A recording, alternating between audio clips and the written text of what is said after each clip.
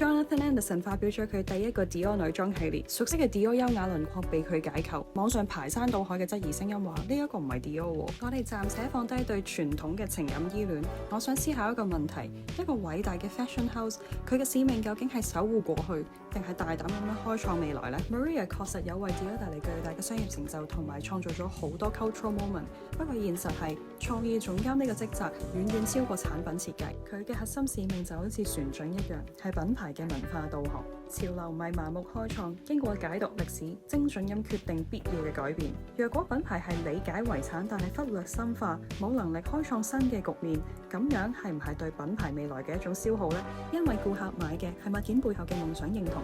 而 Jonathan Anderson 首場嘅 Dior 女裝就係教科書級嘅創造式破壞。佢就好似打開咗一個記憶嘅檔案盒，大膽咁樣致敬歷屆嘅設計師，將 bar jacket、蝴蝶結等等嘅元素打散再重組，利用咗並置嘅哲學，例如呢一個 look 將 bar jacket 同埋牛仔裙混搭埋一齊。呢個舉動，我認為佢將品牌嘅遺產視作有生命嘅文化，而唔係當佢哋係博物館入邊嘅靜止標本。就連每一對鞋都隱藏住對品牌致敬嘅密碼，呢一樣就正正印證咗真正嘅革新係需要源於最深嘅理解，而唔係一味忠實咁樣複製同埋傳承。我幾欣賞佢好似一個熟讀歷史嘅學霸，重組歷史而唔係重複歷史。